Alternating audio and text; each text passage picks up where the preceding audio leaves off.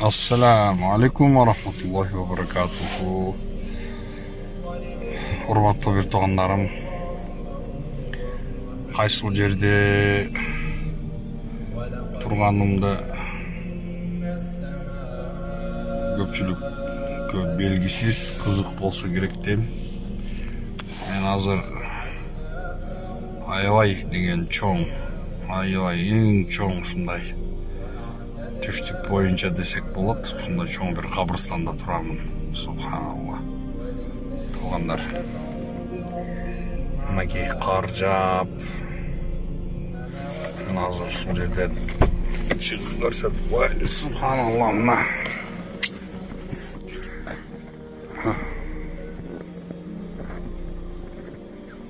могу кабырстандар, кабырлар.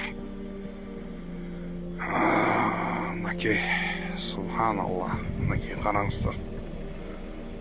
Мына отура турган багы отургучтарды коюп, ушул жерге келип эс алып, арагын ичип, буханканы коюп, анан өзүнүн жакынын эскеришип, ушундай кылышат эмеспи? Субханалла. Мынакей бул жакты карагылачы. Көптөн бери тиги арт жагына өтпөдүм элем. Калбай калыптыр бош жер. Бүтүндөй эле толуп калыптыр. Намоо түнкү ош шаар. Туугандар, түнкү ош шаар. Бул болсо мынакей туугандардын, орус туугандардын жалаң мүрзөлөрү. Караңыздар. Адам затына Аллах тарабынан берилген bir ömür, bir şans, bir ömür. Başka hiç kaçan bu ömür kaytalan berilmeydi.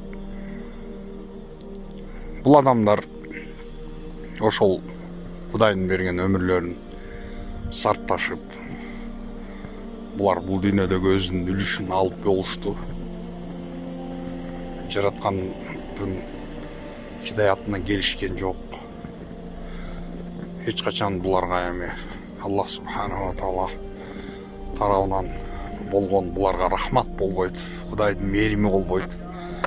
Эч качан булар түбөлүк тузуктон эч качан чыгышпайт. Түбөлүк тузуктон эч качан чыгышпайт. Ушул нерсени жакшы өздөштүрүп алышыбыз керек. Мен айтайын дегендерим, туугандар, ошол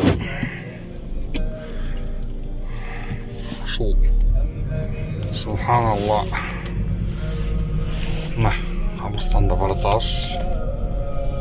Азыр мынакей канча деген адамдар жатат. Ушулардын арасынан акылдуулар, күчтүүлөр, кыйындар, байлар, чоңдор, окумуш адамдар болгон. Мынакей баары толо, урматтуу бир туугандар. Толтура, сол жагымда, оң жагымда баары кабырстандар. Баары. Субханалла, субханалла. Мына булар. Анан бул жерде булар кичине молебне кылып булар ошолго бизде отпевать этет эмеспи? Жаназа окуйт да, булар да отпевать этет да. Мына ошол отпевать этип турган ушундай бир кичинекей жери, урматтуу туугандар. Ошондуктан караңыздар туугандар. Ушул жерде мен аябай көптөгөн мынакей көчөлөр, бул жакта бар ушул жер асфальт жол менен жасалган аябай чоң кабырстан, асфальт, өзүнчө эле тим эле аллеялар бул жердечи.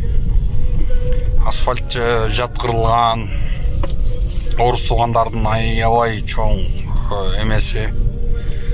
Булар доорду сүрүп, мына ошол бул жерде канчасы келди, ушул жерде калды. СССРдин доорунда кандай деген динсиз доорду башыбыздан кечирдик, урматтуу туугандар. Қана эме Аллах субханаху ва таала айтып атат: "Қала рабби иржиун". О жараткан, кайтарчы мени деп өтүнүп жалбырайт дейт. Кайтарчы мени дейт. Наба сүрөсүндө болсо Аллах Тааланын ушул Наба сүрөсүнүн 30-жүздүн эң алгачкы сүрөсү бул Наба сүрөсү, бул кабар сүрөсү, бул кыямат кабар сүрөсү, эң улуу сот тууралуу болгон кабар тууралуу ошондой сүрө. Мына ошол сүрөдө эң акыркы аят эмне менен аяктайт: "Ва якулул кафиру я лайтани кунту тураба". Кана мен топуракка бир айланып кетсем экен, топуракка айланып кетсем гана деп ошол жакта жок болуп кетүүнү ушунчалык эңсеп калган болот. Мынакей туугандар, бул жак тирүү шаар, мынакей түнкү шаар,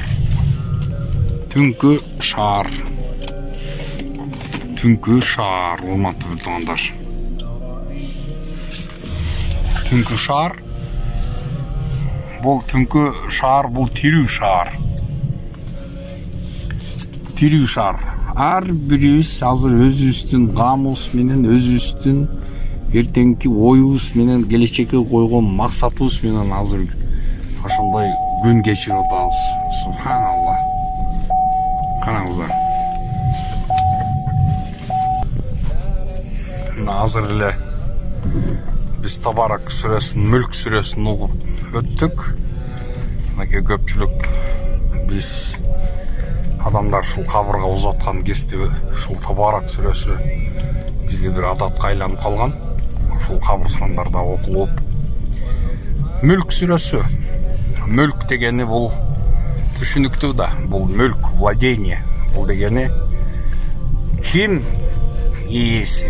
Ким бул дүйнөнүн, жашоонун ээси ким? Адам эмес дегени, мынакей адам эмес. Аллади халакал маута вал хаята лияблуакум айюкум ахсану амала. Жараткан кудуреттүү Аллах өлүм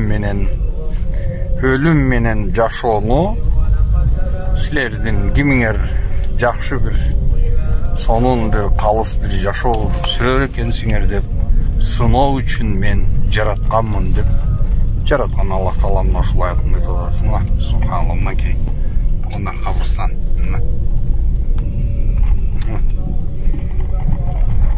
Субханалла. Мусулмандарга салам бердик. Өтүп кеткендерге, ушул жерде ыймандуу жаткандарга, мусулмандарга Алланын амандыгын кааладык. Булар бар биздин алдан өтүп кеткен, бирок биз буларга эртең бүрсү күнү жакынкы күндөрдө кошулабыз. Түбөлүк калчу эч ким жок. Антум лана салафун ва нахну лакум халафун ва инна иншааллаху бикум лахиқун. Силер өткөн, ал эми биз бул дүйнөдө калган, силерден артыңардан калган адамдар бизбиз.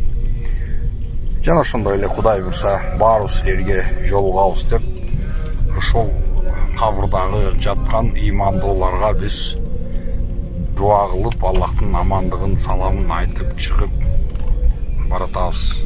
Мен бир ушул кабырстанды көрсөтүп, ушул көпчүлүк адамдарга кичине өлүмдүү болгон, Пайгамбар Мухаммад саллаллаху алейхи ва саллям айткан: "Аксиру мин зикри хадимил лаззат", бардык рахатты сындыруучу нерсени көп эстегиле деген ошону эскертип койдум. Аллах Таала бардыгыбызга бекем ыйман берсин, күнөөлөрүбүздү кечирсин. Урматтуу туугандар, мына ушул кабырга келгенде эң бактысыз адам болуп калбастан, бул кабырга келгенде эң бактылуу адамдардын катарынан болгонду Аллахым насип этсин. Келип калдыкпы?